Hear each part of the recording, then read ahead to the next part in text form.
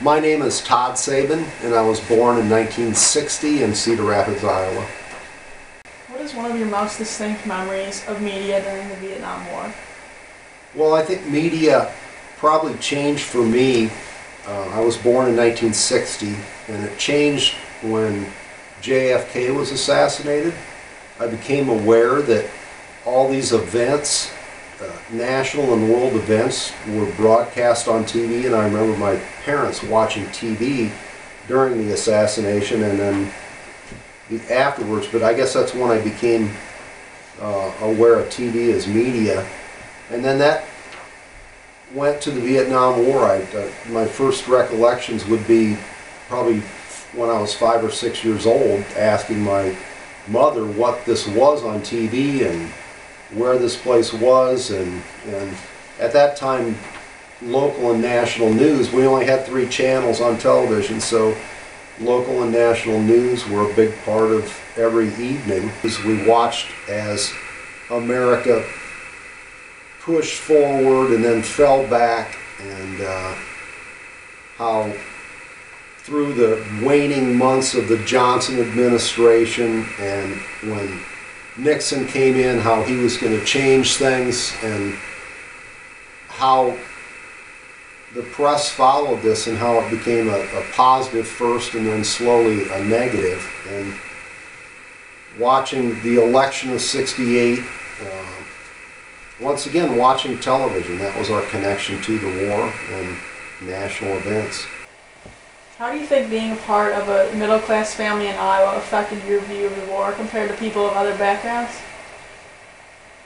Well, I'm not sure if I can speak for people of other backgrounds, but in my case, I grew up in Iowa, an urban Iowa town that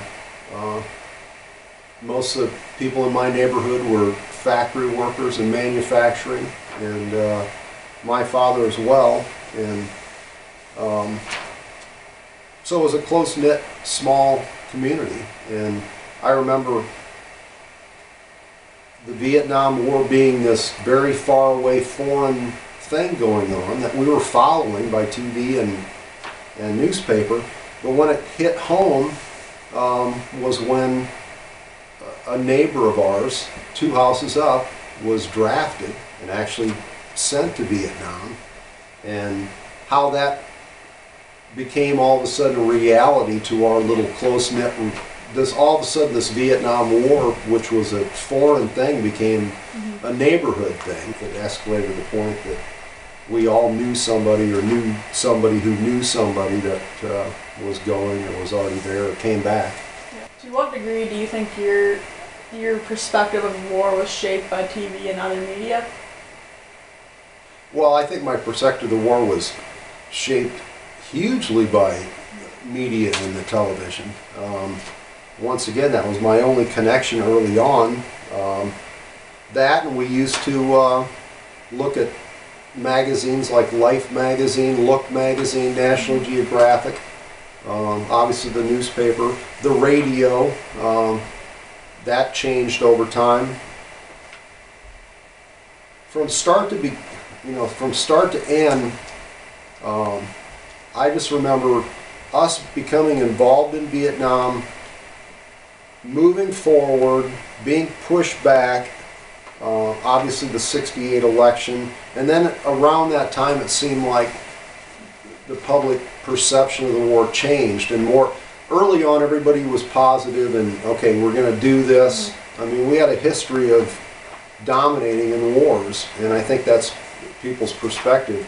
But as time grew on, the public perception was more negative, and we have to get out of here, and it's a bad place. And when we started bombing up the Ho Chi Minh Trail and bombing into Cambodia and Laos, and we weren't supposed to be there, we weren't supposed to do that.